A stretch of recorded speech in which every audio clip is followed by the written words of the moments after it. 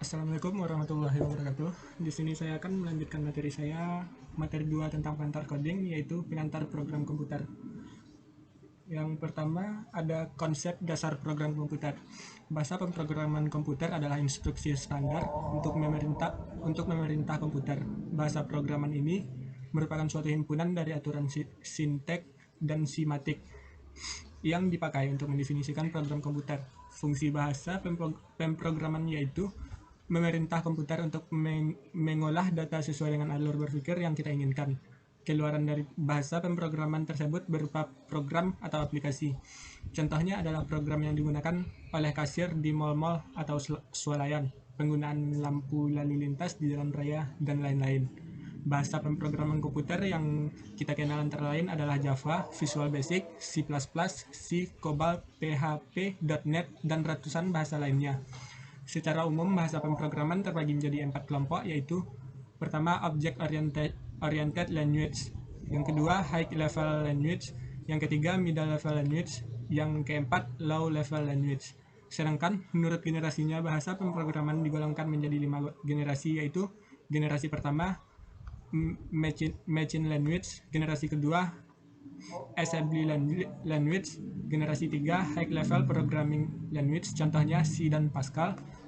Yang keempat, generasi keempat, for Generation Language, contoh SQL. Yang generasi kelima, Programming Language, Object Oriented, dan Web Development. Yang kedua, proses pembuatan pemrograman. Proses pembuatan program yaitu atau programmer menulis kode sumber pada teks editor, misalnya Notepad, kemudian mengubahnya menjadi bahasa mesin yang bisa dieksekusi oleh CPU. Proses pengubahan kode sumber menjadi bahasa mesin ini terdiri dari dua macam, yaitu satu, komplikasi. Dalam proses komplikasi, sebuah kode sumber dibaca terlebih dahulu, dan jika tidak ada kesalahan dalam menulis program, maka akan dibentuk kode mesinnya sehingga program bisa dijalankan. Yang kedua, interpretasi. Bahasa yang menggunakan teknik interpretasi akan membaca kode sumber per baris dan dieksekusi per baris. Jika ditemukan kesalahan dalam penulisan program, maka di baris kesalahan itulah program akan dihentikan. 3. Komplikasi sekaligus interferensi. Ada juga bahasa pemrograman yang menghasilkan programnya dengan teknik komplikasi sekaligus interpretasi. Misalnya bahasa Java. Dalam pembuatan program Java, kode sumber diubah menjadi bytecode. Meskipun tampak seperti bahasa mesin, namun ini bukanlah bahasa mesin dan tidak executable. Untuk menjalankan bytecode tersebut, kita membutuhkan Java Runtime Environment atau JRE yang bertugas sebagai interpreter sehingga menghasilkan program dari bytecode tersebut. Bahasa pemrograman yang umum digunakan yaitu seperti C, Pascal, Fortran, Basic, OBJ Pascal, C++, Java, Smalltalk, Eiffel, Pascal S, Occam, C, Min, Linda, program, dan lain-lain. Terdapat 5 bahasa pemrograman populer yang digunakan oleh developer di seluruh dunia. Yang pertama adalah bahasa pemrograman Java. Java adalah bahasa pemrograman yang paling populer digunakan di dunia untuk saat ini. Awalnya Java dikembangkan pada tahun 1991 dalam proyek Green yang dipimpin oleh Patrick Norton dan James Gosling saat masih di Sun Microsystem. Yang kedua ada bahasa pemrograman PHP. Awalnya PHP merupakan singkatan dari Personal Home Pack, dan seiring berjalannya waktu, singkatan PHP menjadi PHP atau Hypertext Preprocessor. Bahasa pemrograman ini sendiri dikembangkan oleh Rasmus Lerdorf pada tahun 1994. PHP ini merupakan bahasa pemrograman yang paling digunakan untuk membangun website dinamis karena teknologinya yang server-side scripting. 3. Bahasa pemrograman Python. Pemrograman yang satu ini menjadi populer karena mudah dipelajari dan bertenaga. Python sendiri awalnya dirancang oleh Guido van Rossum pada tahun 1991.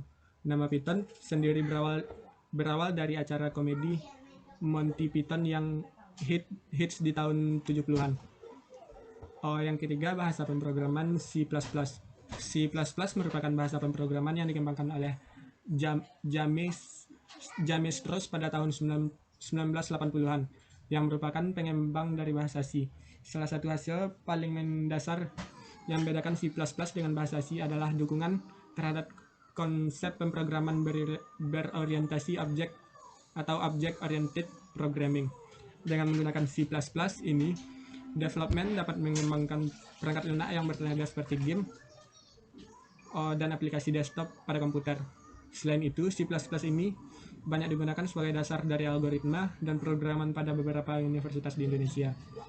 Yang kelima ada bahasa pemrograman C. Biasanya bahasa pemrograman yang satu ini diajarkan pada tingkat awal pada jurusan IT. Perguruan tinggi di Indonesia sebagai penunjang mata kuliah algoritma dan dasar pemrograman. Bisa dibilang C merupakan bahasa pemrograman yang sudah tua, dikembangkan pada tahun 1970-an oleh Dennis Ritchie. Bahasa C ini banyak digunakan untuk memprogram sistem dan jaringan komputer. Namun, developer juga banyak yang menggunakan perangkat lunak dengan menggunakan C ini. Setelah banyak bahasa pemrograman yang merupakan turunan dari C ini seperti C++, C, dan masih banyak lagi. Logika manusia dan program. Manusia adalah makhluk paling mulia sebab dianugerahkan berbagai kebijakan yang tidak diberikan kepada makhluk selain manusia. Selain satu kelebihan tersebut, karena manusia diberikan akal pikiran sehingga dapat melihat hal yang benar dan bermanfaat, serta meninggalkan yang tidak bermanfaat. Manusia merupakan makhluk yang mampu berpikir dan bernalar dengan baik. Sebagai makhluk yang berpikir, manusia memiliki dua ciri yang melekat, yaitu rasionalitas dan moralitas. Logika berasal dari kata logos yang bermakna hasil nalar yang diutarakan dalam kata dan dinyatakan dalam bahasa. Logika merupakan salah satu cabang ilmu filsafat. Cabang filsafat yang lain adalah epistemologi, etika, dan estetik. Seseorang dapat mengungkapkan kebenaran berdasarkan penalaran logis dengan disertai bukti-bukti yang ada. Seseorang dapat menilai kebenaran pernyataan untuk akhirnya sampai pada pengambilan keputusan. Beberapa manfaat akan didapatkan setelah mempelajari logika, antara lain: 1. Menjaga supaya kita selalu berpikir benar menggunakan asas sistematis. 2. Membuat daya pikir menjadi lebih tajam dan menjadikannya lebih berkembang. Membuat setiap orang berpikir cermat, objektif, dan efektif dalam berkomunikasi. Yang keempat, meningkatkan cinta kebenaran dan menghindari kesesatan bernalar. Penalaran untuk menarikan kesimpulan dibedakan menjadi dua jenis, yaitu pola nalar deduktif dan induktif. Yang pertama ada deduktif, penarikan kesimpulan yang bergerak dari pernyataan benar yang umum ke khusus. Yang kedua ada induktif, atau penarikan kesimpulan yang bergerak dari pernyataan benar yang khusus ke umum. Algoritma pemrograman. Awalnya algoritma digunakan untuk perhitungan dalam ilmu matematika. Namun perkembangannya algoritma justru banyak dipakai pada bidang pemrograman komputer. Dalam hal ini, penciptaan sebuah program komputer, algoritma merupakan salah satu konsep dasar yang menjadi fondasi untuk menciptakan karya program efisien, efektif, dan terstruktur. Algoritma adalah urutan langkah-langkah logis penyelesaian masalah yang disusun secara sistematis dan logis. Kata logis merupakan kata kunci dalam algoritma. Langkah-langkah algoritma harus logis dan harus dapat ditentukan bernilai salah atau benar. Sekarang ini algoritma juga dikenal sebagai jantung dari komputer atau informatika. Hal ini disebabkan banyak cabang ilmu komputer yang diacu dalam terminologi algoritma. Contohnya sebagai berikut: 1. Algoritma Perrotin atau routing. pesan di dalam jaringan komputer. Yang kedua, algoritma Berensham untuk menggambar garis lurus atau bidang grafik komputer. Yang ketiga, algoritma North-Morris-Park untuk mencari suatu pola dalam teks, bidang information or relief. Struktur algoritma disusun dari bagian kepala atau header berisikan tentang keterangan permasalahan yang akan diimplementasikan ke dalam algoritma dan pendeklarasiannya dalam tahap penetapan variabel atau ikatan objek yang terikat dan tipe data dari bagian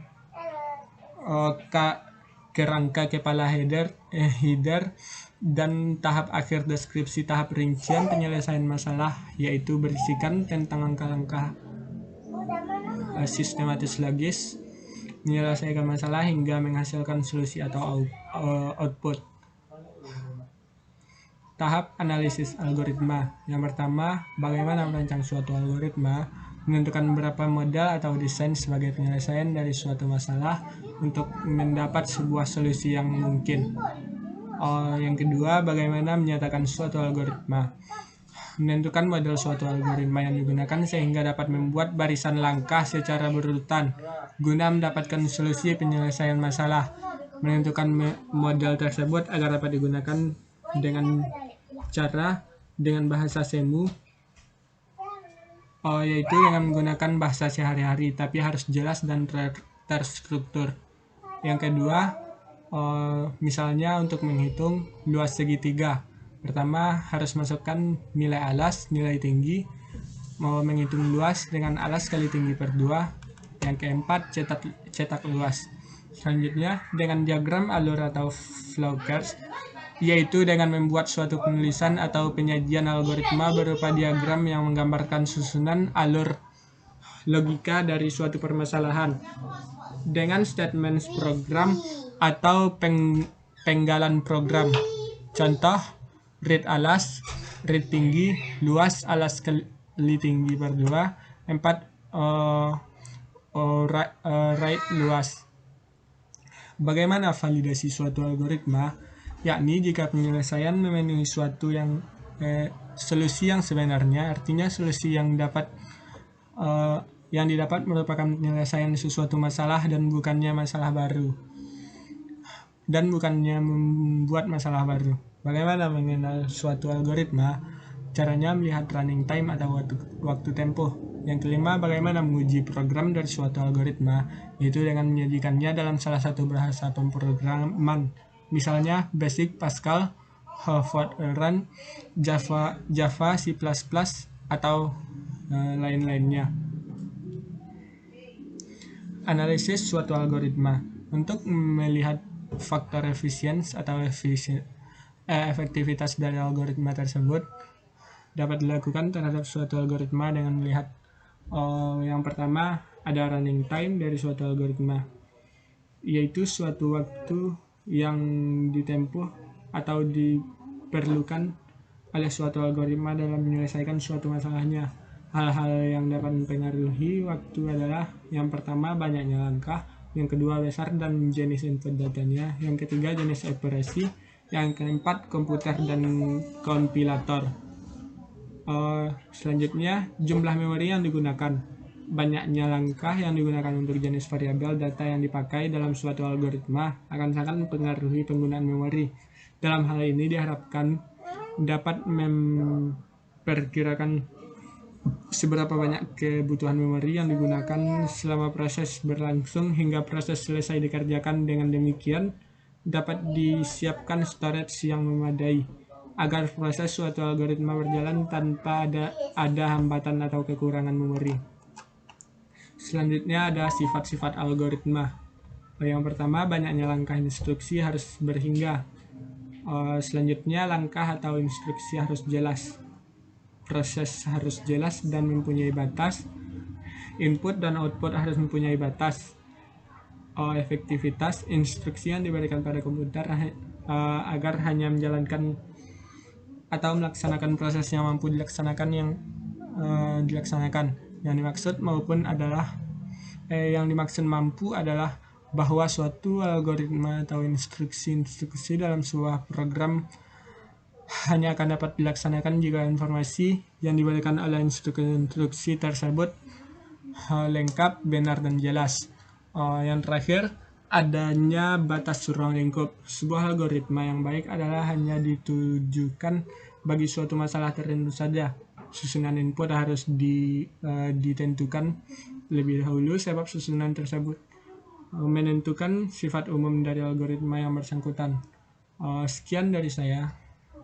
Banyak maaf jika ada kesalahan. Wassalamualaikum warahmatullahi wabarakatuh.